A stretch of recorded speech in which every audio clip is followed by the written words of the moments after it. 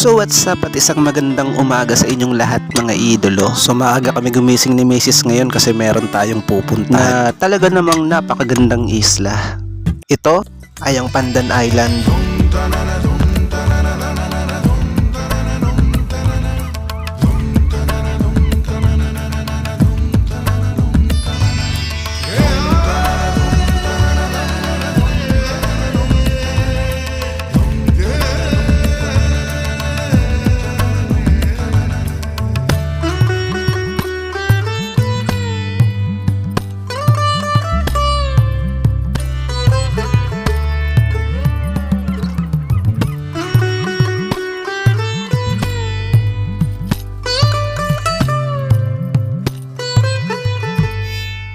Pero sa ngayon mga idolo, pupunta muna tayo sa Tanigiban para puntahan yung mga makakasama natin. So ito nga pala yung makakasama natin mga idolo, si Tita Joy, tsaka si Sir Dave.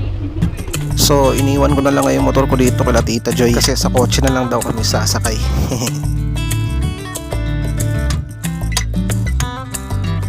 So bago tayo dumiretso mga idolo sa ating pupuntahan, dinaanan muna namin si Kuya Simo. Siya kasi yung makakasama natin papunta sa isla. So dumating na nga tayo mga idolo sa may Salvacion. Dito kasi tayo sasakay ng bangka papunta sa isla. Dito pa lang sa pantalan nila mga mangha na ako. Napakaganda kasi tignan ng mga bakawan.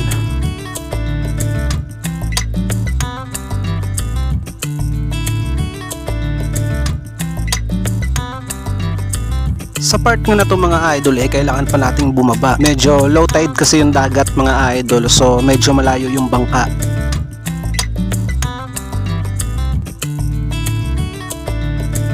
So nung nakasakay na nga kaming lahat ay inumpisa na namin ang biyahe gamit ang bangka.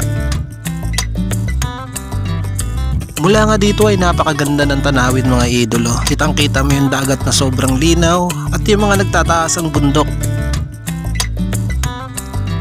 So sa part na to mga idolo ay huminto nga tayo kasi sabi ni Kuya Simo marami raw ditong lato, kaya susubukan natin makakuha. At totoo nga yung sinabi ni Kuya Simo mga idolo, talagang napakaraming lato dito at napakasarap kainin kapag bagong kuha. At sa part nga na to mga idolo, pati si Mrs. bumaba na rin sa bangka. Gusto niya raw subukan kung paano manguha ng lato. Tawang-tawa nga ako dito kay Mrs. kasi tuwang-tuwa siya nung nakakuha na siya ng lato. Akala mo yung bata na nanalo sa palabunutan.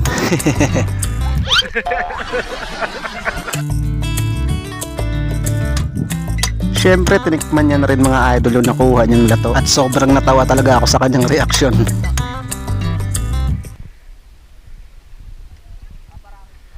Lasang dagat. At pagkatapos nga natin kumuha ng lato mga idol ay didiretso na tayo ng mismong Pandan Island.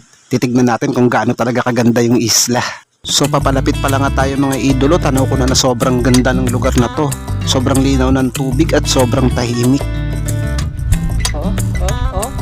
Napakaganda dyan no? Napakaganda dyan mga tol. So dito kami mga idol sa ginagawang resort dito sa may Pandan. Ganda dito. So mamaya try natin tong drone na binigay sa atin ni Sir Dave. Roko. Roko. So pagdating natin mga idolo sa isla ay kumain na tayo kaagad. Ginutom yata tayo sa biyahe habang nakasakay sa bangka. Ang sarap talagang kumain mga idol kapag nasa ganitong lugar ka. Sobrang ganda ng tanawin tapos pakiramdam mo kalmadong-kalmado ka. Talagang mapapa-emote ka kung pupunta ka dito na wala kang jowa. Ito yata yung tamang lugar para maglungkot-lungkutan. So pagkatapos ko nga kumain mga idolo, hindi ko na napigilang maligo. Talagang gandang-ganda ako sa lugar na to.